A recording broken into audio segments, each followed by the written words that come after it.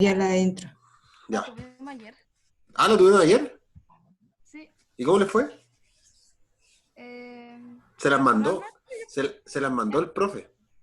la mandó y lo teníamos que subir al aula y dijo que no le iba a aceptar el correo, pero a Mm, mí me bloqueó el aula para subirla, se me bloqueó y a mis compañeros, a la gran mayoría igual. Así Pucha, yo que ahí está viendo tenía... ese tema. Eh, chuta, se pegó. Bueno, en general el profe, bueno, por lo menos la hizo el domingo más piola, ¿no? Y ahí sí. ¿Qué estamos viendo en Roma? ¿Dónde estábamos viendo ustedes? Bueno, les preguntaron sobre el procedimiento formulario, ¿no? Al final. Nos preguntaron de todo un poco, es que dio 10 preguntas, habían 5 obligatorias, había que responder 8 en total, 5 obligatorias y las otras 5 teníamos que elegir 3. Ya, Pero había de todo, un poco. ya, vale. Porque Bueno, empezó desde la fuente del derecho ¿Y hasta... solo pregunta abierta? eh, no, o sea, nos pedía, por ejemplo, explicar las excepciones y dar ejemplos de ellas. Cosas así. ya. Explicar lo que hacía el Vindex en el algebra fórmula y en las acciones de la ley. Ya. Bueno, vamos a resumir un poquito. Estamos viendo un poquito el tema del procedimiento civil en Roma. Habíamos visto también el tema de las características en general, ¿no es cierto?, de esta bipartición que se empieza a vislumbrar en el procedimiento sumario. Después vimos un poquito también el tema de cada acción de la ley, las más antiguas, las más arcaicas, la manus, que es la acción ejecutiva personal, la vindicatio, que es la acción real, ¿no es cierto?, y de aporamiento de una cosa, ¿no es cierto? Habíamos visto también cómo se hacía, vimos en las primeras biparticiones, el arbitrivio y postulación, en donde se elegía a un juez para solucionar el problema, y la condición en que quedaba un plazo o a condición de pago en 30 días. ¿Ya? Si no pagaba, se difería el juez para que solucionara el problema. Habíamos visto otras acciones de la ley, las nombramos así rápidamente, algunas habíamos dicho que se mantienen en la legislación actual, por ejemplo, el tema de damno infecto, que era como denuncia de obra ruinosa actualmente en la legislación. El arboris usis, eso no creo, no lo he visto yo como tala de árboles ajenos, puede estar contenida alguna norma especial, pero en general todas estas acciones de la ley se van a mantener. Vimos la fórmula, el origen histórico que tenía, ¿no es cierto? El tema del pretor peregrino, el aumento del comercio en Roma, la poca abarcación de casos que imponía la ley de las 12 tablas, que se hizo prácticamente inaplicable en un momento. Si bien es cierto, se aplicaba en muchos casos, pero el pretor urbano tuvo que requerir otros medios que no estaban cubiertos en la legislación o en las 12 tablas, que a propósito de eso, ahí están las acciones pretorianas, ¿no es cierto? Que las vimos a propósito de qué tipos de acciones podían verse dentro de la fórmula. ¿Ya? Más adelante habíamos visto acá qué tipos de acciones podían ejercerse. Estaban las pretorianas honorarias, las causadas y las abstractas, y las reales y las personales. Me imagino que en la prueba les preguntaron un poquito de acciones también. Esto se va a reiterar en el proceso civil, así que hay que tenerlo en mente. Si uno se lo aprende ahora, les juro que después, en el derecho civil, cuando les pasen el primer ramo de derecho civil, van a decir, oh, esto se aplica, ¿cachai? Y es súper bueno, así que traten de tomarlo. De hecho, el segundo módulo que viene con el profesor, que es el dominio, efectivamente es el segundo civil. Es lo mismo que el segundo civil, así que hay que tomarlo en cuenta para efectos de eso. Habíamos visto las partes que tiene la fórmula, la estructura, ¿no es cierto? ¿No es cierto? Habíamos visto que está la intentio, ¿no es cierto? La condenatio, ya todos están claros en eso, ¿no? ¿Alguna duda con eso? Las cláusulas adicionales, la liti estimatio, ¿no es cierto? La cláusula arbitraria, la audiudicatio. ¿Todo está bien con eso? ¿Ningún drama con eso? ¿No trae complejidad?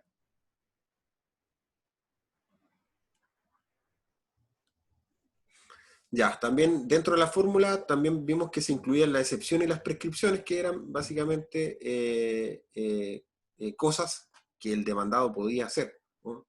En este caso estaba la excepción lógicamente se ponían en dos fases, que eran las perentorias y las dilatorias, ¿ya? Esto se mantiene en el derecho procesal, así que es importante que lo tomen en cuenta. El derecho procesal aún sigue obteniendo excepciones de carácter perentorias, serían cuando atacan efectivamente la pretensión del actor completa. Y las dilatorias, a contrario sensu, serían situaciones que se plantean para dilatar el proceso, ¿no es cierto? O para generar una suerte de tiempo para el pago. En este caso estaba la del pacto, ¿no es cierto? En el caso de la del pago, podría ser un ejemplo de perentoria, ¿no es cierto? El tema del paso del tiempo, ¿no es cierto? Y la prescripción, o la prescripción, que sería esta suerte de sustraer algunas obligaciones exigibles mediante un juicio, pero para ponerla en otra ocasión, porque ya habíamos visto los efectos de la litis contestatio, que eran este efecto extintivo. Ahora, en cuanto a las partes, hay un interés activo, un interés directo e indirecto, ¿no es cierto? Y cada uno va a generar que finalmente las partes, el interés va a ser resultado de un interés avaluable en dinero, o en pecunia o patrimonial. Siempre generalmente se hacen probable que sean a través de conceptos patrimoniales. Ahora, habíamos dicho que el interés activo y el pasivo es aquel, en el caso del primero, que conlleva la actitud para concluir la litis contestativa, ¿ya? O sea, efectivamente, ¿quién tiene ese interés activo? El actor, ¿m? Porque a las finales es él el que ejecuta la acción. Ahora, el pasivo se refiere al demandado, ¿ya? En relación existente entre la cosa y el deudor, por ejemplo, una relación de obligación, un deber. Como ustedes habían visto en Introducción al Derecho, esta situación de la relación jurídica, ¿no es cierto? Donde había un sujeto activo y un sujeto pasivo, es exactamente lo mismo, ¿ya? Es el vínculo que se genera entre ambas partes, ¿ya? Ahora, ¿quién va a tener interés directo? Bueno, claramente quien obtenga inmediatas consecuencias del litigio. En este caso, si yo tengo una sentencia condenatoria, mi interés sería directo sobre la condena o cuánto me va a pagar, o en el caso de la reivindicatoria, en el caso de que el objeto vuelva a mi dominio.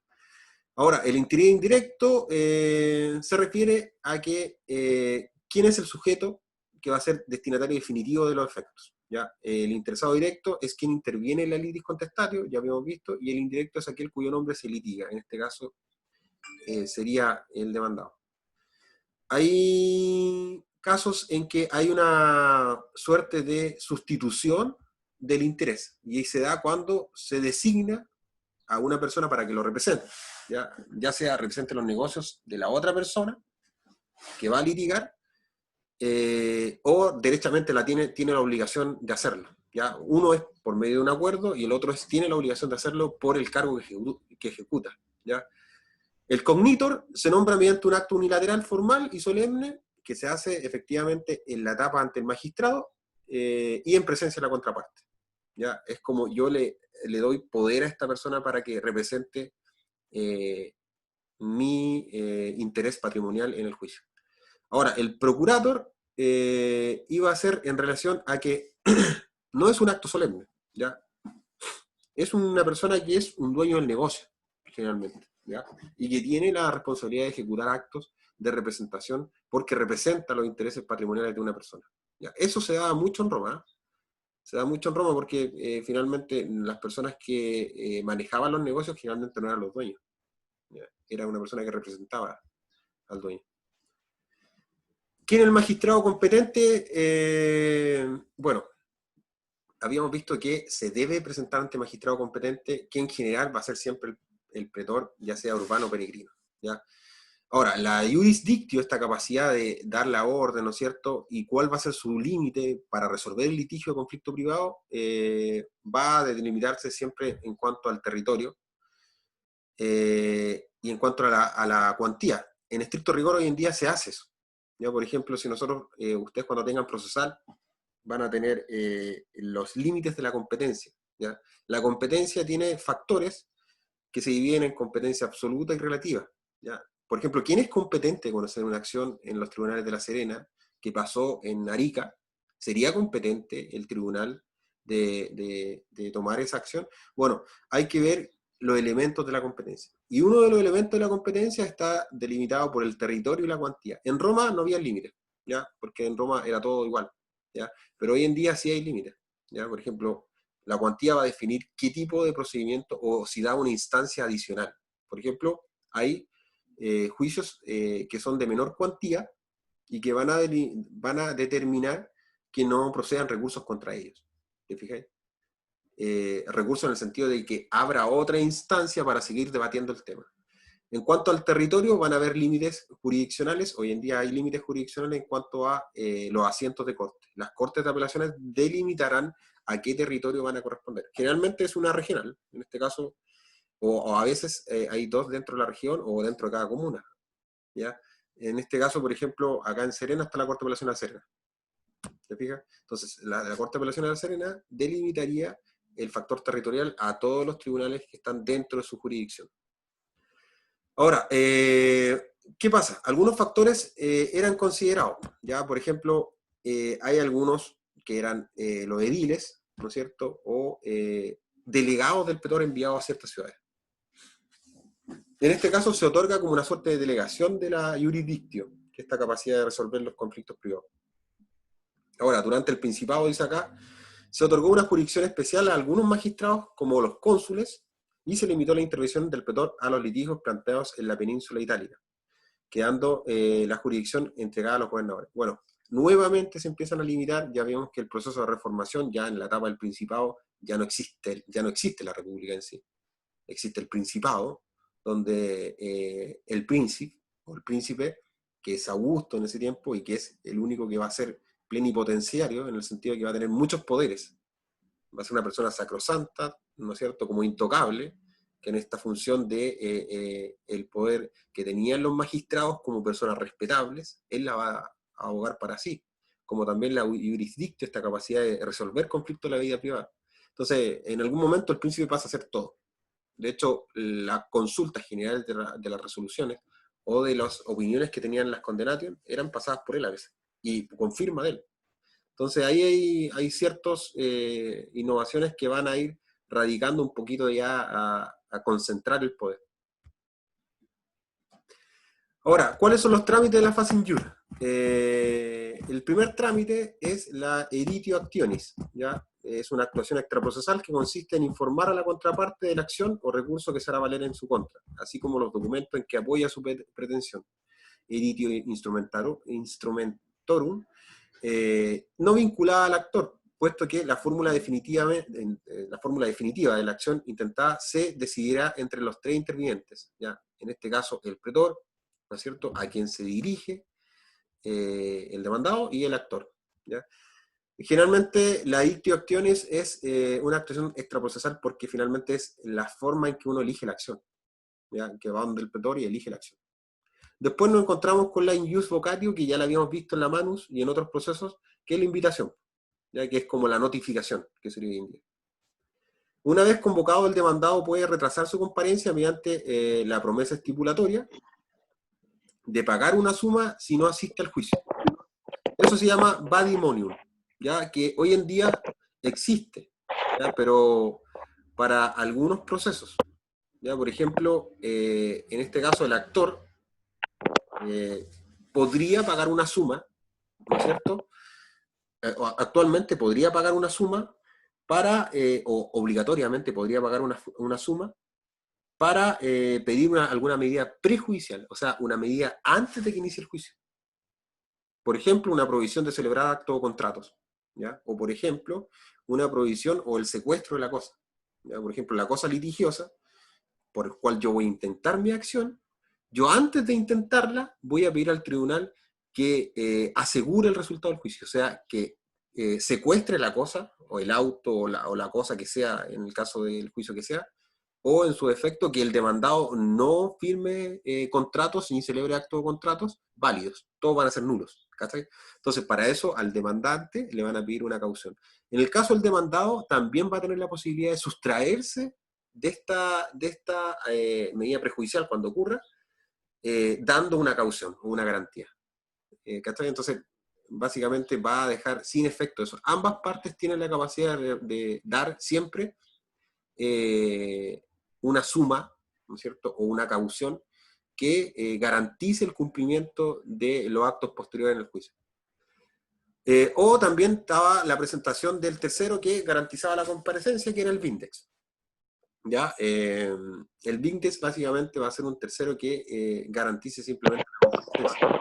Nada más que eso. De lo contrario, está obligado a comparecer. Bueno, la vía 2 es que comparezca, y de no hacerlo arriesga una nueva demanda in factum, cuya condena podría alcanzar el valor de juicio principal. ¿Alguna duda con la condena, con la acción in factum? Yo tengo una duda con lo del Vindex. ¿Ya? O sea, que fue de hecho una pregunta de la prueba. ¿Qué te preguntaba en la prueba?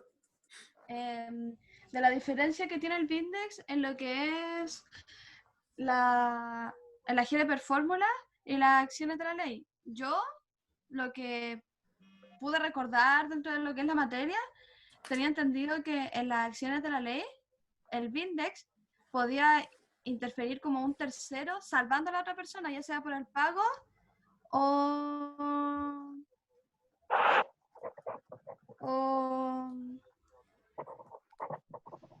como defendiéndolo, o sea, decir que el juicio no era, o la deuda no era tal si es que se está vendiendo una deuda. Eso es las Claro, acciones de la ley. claro, en Y la en manus, generalmente, claro. el Vindex simplemente sirve para compadecer. O sea, que como representante de que alguien va a ir a lo que es el juicio.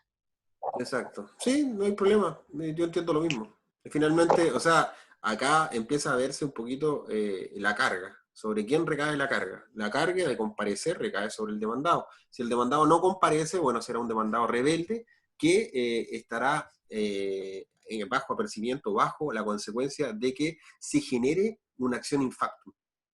¿Ya? O sea, específicamente se le condena inmediatamente a, en el caso de que no pague, a una misión in bona, por ejemplo, a un embargo inmediato. Entonces, sin dilatar el juicio, sin hablar del juicio. Entonces, genera efectos en cuanto a la no comparecencia, pero de la parte demandada, ya no tanto del Vindex. Está bien eso es una innovación. Ahora, actualmente en la legislación existen terceros que van a participar en el juicio. Por ejemplo, suponte tú que yo y Antonia es la demandada, yo soy el demandante. Yo la estoy demandando a ella por el cumplimiento o por la resolución del contrato de arrendamiento. Ella me arrenda una propiedad, ella no quiere dejar la propiedad y más encima no me pagó parte del canon o mensual de arriendo. Bueno, yo voy a pedir bajo una acción de terminación de contrato de arrendamiento en un procedimiento, en un tribunal civil, que Antonia termine el contrato, ¿no es cierto? Y van a haber otros terceros que pueden intervenir en el juicio, terceros que tengan interés patrimonial, generalmente. Por ejemplo, una empresa, ¿no es cierto?, que tenga relación con esto, en el sentido de que Antonia haya generado un contrato de subarriendo a una empresa y que esté incumpliendo. Entonces el tercero va a poder intervenir. ¿Está bien? Entonces ahí el Código de Procedimiento Civil, cuando ustedes les toquen, va a hacer una distinción de terceros. El tercero coayudante, ¿no es cierto?, el tercero excluyente, y esos dos tipos de terceros van a poder incidir en el juicio con tales y tales potestades. Por ejemplo, no van a poder desvirtuar la cuestión principal, pero sí van a poder adherirse a la demanda, o en su efecto poder ser condenados, ¿no es cierto?, o buscar una condena pecuniaria a favor de ellos también. Incluso presentar instrumentos que sean a favor de la misma demanda principal.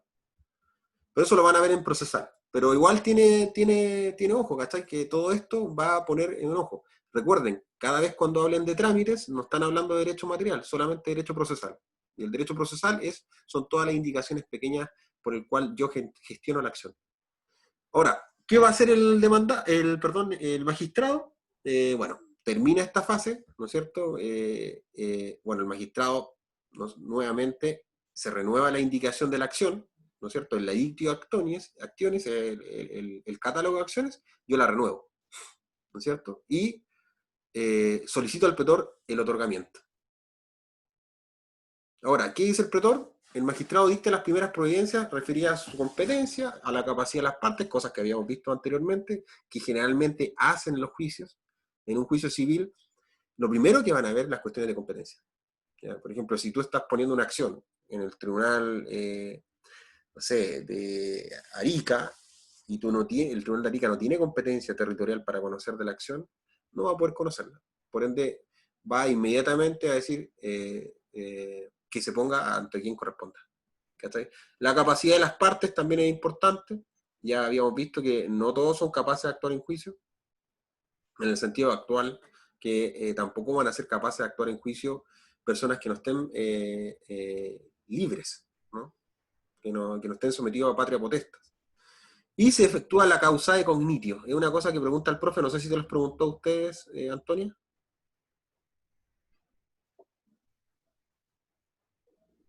¿O te preguntó los trámites?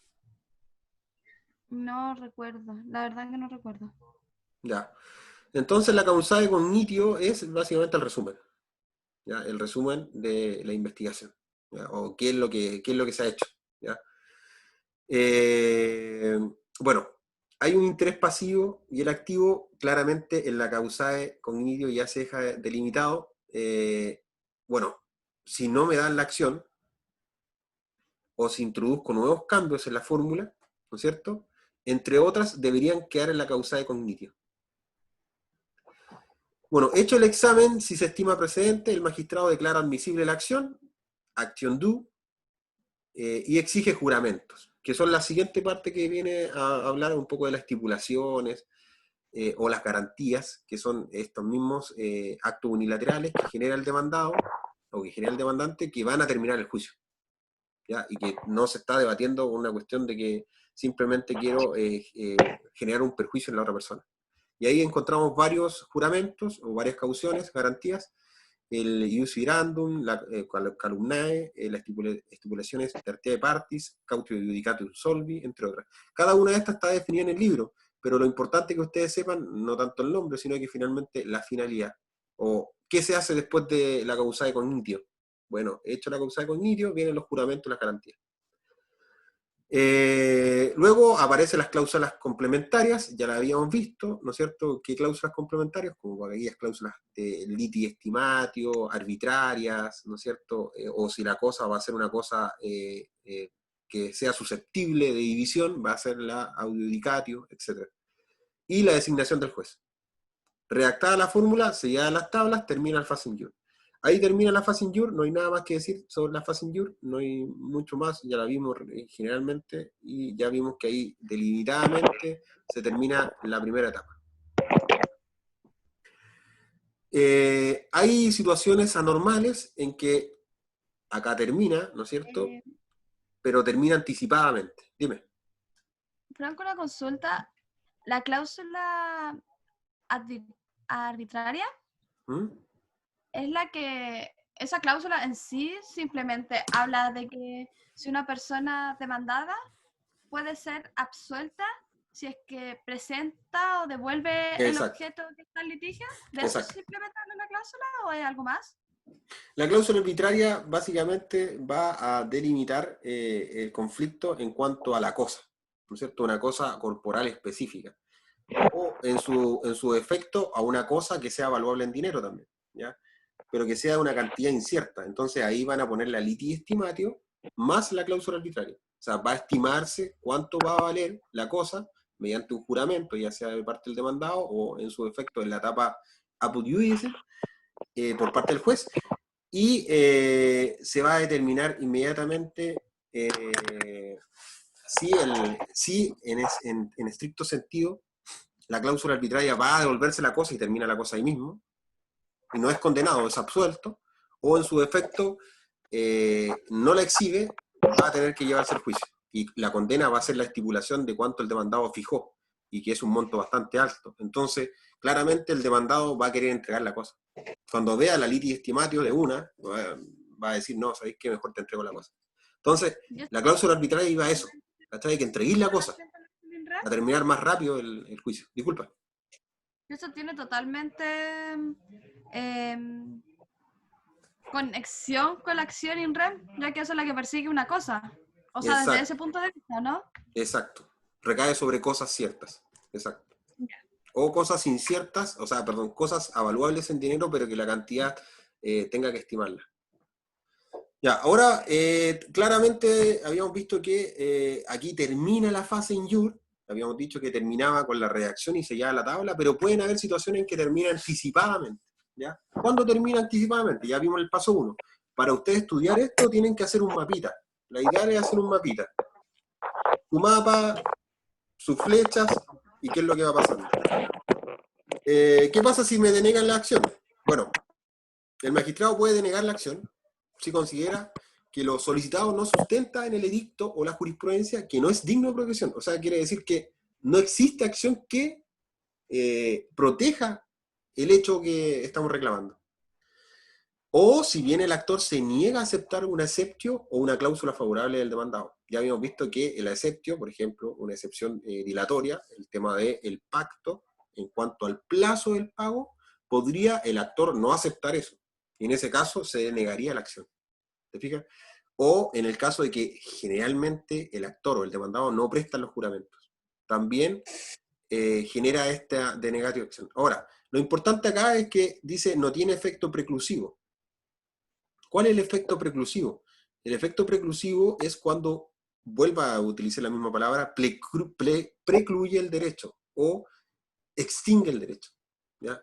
En el proceso civil actual, si uno intenta una acción, uno puede retirarla antes de que sea notificada la parte. En ese caso, no tendría efecto preclusivo, o sea, podría yo volver a intentarla. Pero en el caso que yo sea demandado y a mí me notifiquen la demanda y además la conteste, yo ya no podría retirar la demanda. Tendría que hacer otro trámite que es dejar sin efecto la demanda. O sea, no es un retiro. ¿Te fijáis? Entonces, en ese caso, al dejarla sin efecto, yo la acción ya no la puedo volver a intentar. Eso es importante para efectos de que si me deniegan la acción en Roma, yo podría volver a intentar las veces que yo quisiera. ¿Cachai? Actualmente en el proceso civil se distinguen dos situaciones. En el caso del retiro de la demanda, sí podría volver a intentarla y no tendría este efecto de cosa juzgada, o este efecto de la litis contestatio, ¿no? Ahora, la indefensio, bueno, se produce cuando el demandado impide la ius vocatio, o sea, impide que se le notifique, se oculta y no comparece, ¿ya? O claramente habíamos visto también del vademonium o las garantías o los juramentos. Los efectos van a variar según la acción, si es real o personal, o si se debe a la mera ausencia o ocultamiento. ¿Por qué dice que va a variar? Porque en una u otra va a tener efectos. Por ejemplo, si yo me oculto dolosamente, que es la titatio, a petición del actor, ¿cierto? Yo pido, mira, este hombre se está ocultando, se decreta una misión en bona, un embargo, inmediatamente sobre los bienes del deudor. Es súper bueno eso, porque actualmente en el proceso civil no ocurre eso.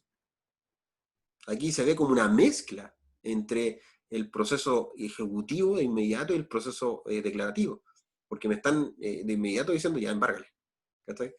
Actualmente, en el proceso civil, esto estaría delimitado en cuanto al título ejecutivo perfecto que habíamos hablado de la manus, toda esta deuda indiscutible, ¿ya? Que ya ha sido afirmada y que estaría dada por esas tres situaciones que estaban definidas en el libro, la damatio privada, la damatio pública, la condenatio omiso, y en ese sentido me decretarían una misión in bona. Actualmente en el proceso no es así, ¿ya? Si el demandado se oculta dolosamente y no asiste, simplemente genera una negación de todo lo que se dice en la pretensión. El demandado estaría negando.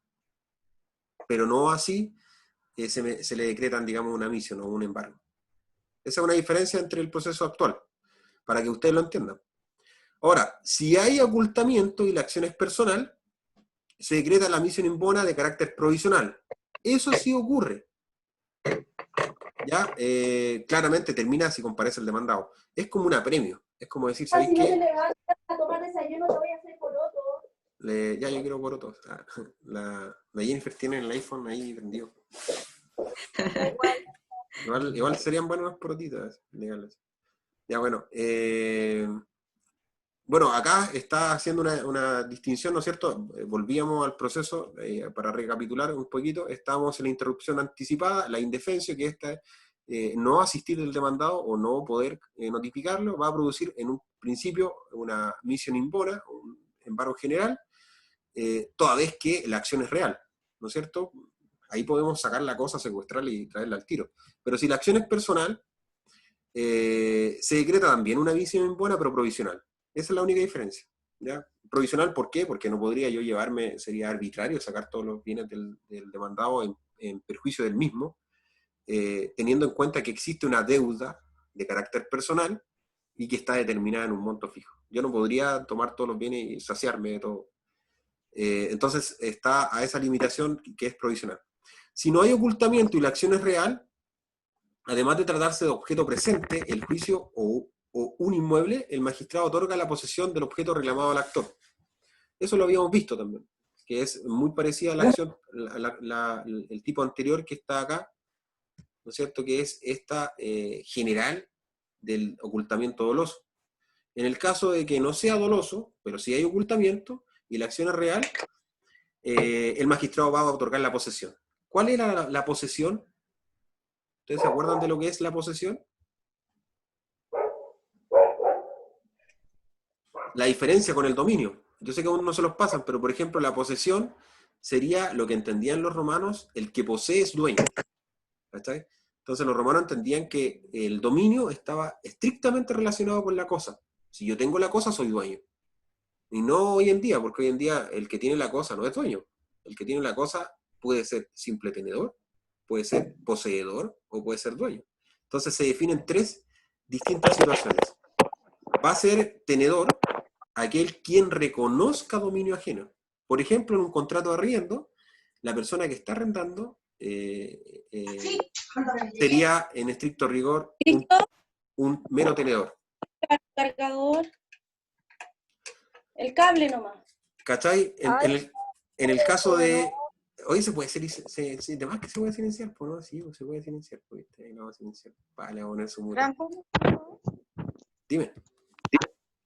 ¿puedes explicar eso de nuevo sobre la posesión ya de arrendamiento?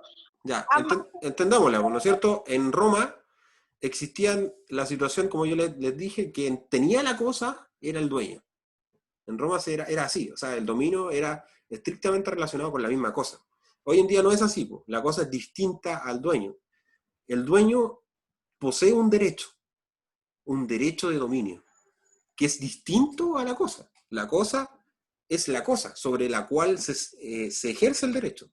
Entonces, por ejemplo, existen tres situaciones distintas y que el Código Civil la enumera. En el artículo 700, no sé si ustedes tienen el Código Civil, se los voy a mostrar. En el artículo 700 define lo que es posesión como una situación específica y presuntiva de dueño. ¿Ya? ¿Por qué digo presuntiva? Porque las presunciones son hechos que damos por cierto, dados ciertos antecedentes, ciertos. Por ejemplo, el hecho de yo estar con la cosa. Ese es un antecedente, ¿cachai? Y yo presumo que eres dueño. La ley presume que eres dueño, ¿cachai? Pero no eres dueño, solamente lo presume. Entonces las presunciones son medios de prueba. Las presunciones, como tal, pueden ser de tres tipos: presunciones legales, presunciones de derecho y presunciones judiciales. En el primer caso, las presunciones legales están establecidas en la ley. Yo les voy a mostrar una presunción legal ahora, que es el artículo 700, que define la posesión. No sé si tú puedes leer ahí, Camila, el artículo 700 que está en la pantalla. Ya, soy super piti, eso sí. Ya. La posesión es la tendencia de una cosa determinada con ánimo de... La tenencia. La tenencia de una cosa determinada con ánimo de señor o dueño. Sea que el dueño o el que se da por tal tenga la cosa por sí mismo, o por otra persona que la tenga en lugar y a nombre de él. El poseedor es reputado dueño, mientras otra persona no justifica serlo. Ya, entonces cuando la ley dice el poseedor es reputado dueño, está haciendo una presunción legal. ¿Ya? Y en este sentido, las presunciones legales tienen la capacidad de mostrar ciertos hechos solamente por estar establecidos en la ley y por haberse dado, por supuesto, ciertos antecedentes. En este sentido, la posesión es una situación en la cual una persona hace una cosa, ¿no es cierto?, en el cual es dueño, o sea, actúa como dueño, con todos los efectos del que es dueño.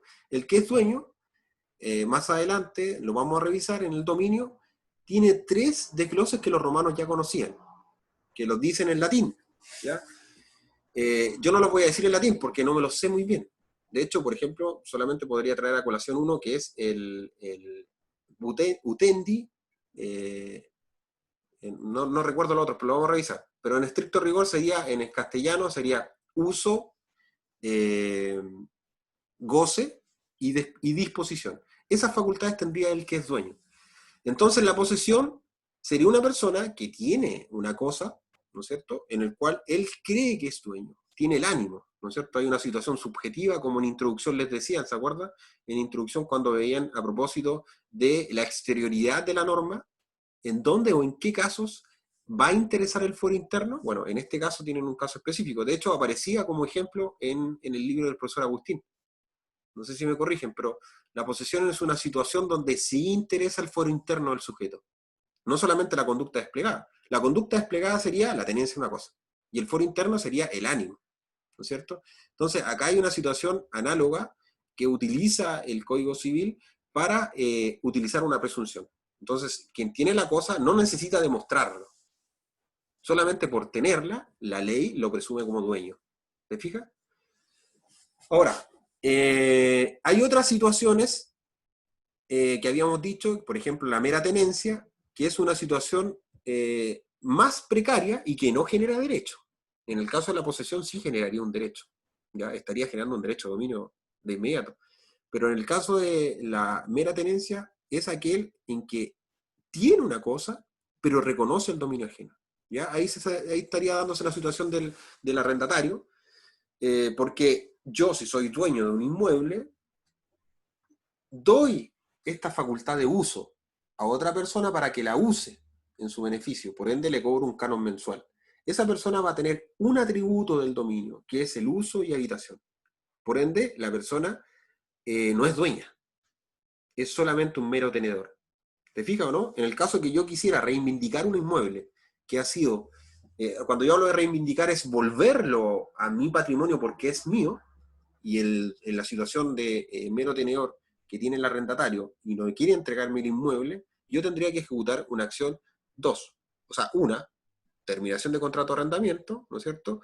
El procedimiento de la ley es un procedimiento sumario, súper breve, que realiza efectivamente despojar a esta persona del lugar, o sea, sacarlo compulsivamente por la fuerza, como un desalojo, y la otra acción sería la acción reivindicatoria, toda vez que hay una persona en posesión o en tenencia de un inmueble y él actúa como dueño, o no actúa como dueño y no tiene título para ello, como la mera tenencia, que sí tiene título, que es el contrato de arrendamiento. En ambas situaciones yo podría utilizar la acción reivindicatoria, en el caso de que él no me quiera entregar la cosa. Por eso se dice que la acción reivindicatoria o las acciones in rem, las acciones que recaen sobre cosas, son erga omnes, porque puedo interponerlas ante cualquier persona. Da lo mismo. Siendo yo dueño, puedo simplemente haberme olvidado del inmueble y yo puedo hacer una acción reivindicatoria pasados ciertos supuestos años, igual yo podría hacerla. ¿Te fijas? Incluso si la persona ha actuado como dueño y ha adquirido la posesión del inmueble pasados los tiempos de prescripción adquisitiva. En ese sentido, si yo quiero hacerme dueño de un inmueble, podría yo esperar el paso del tiempo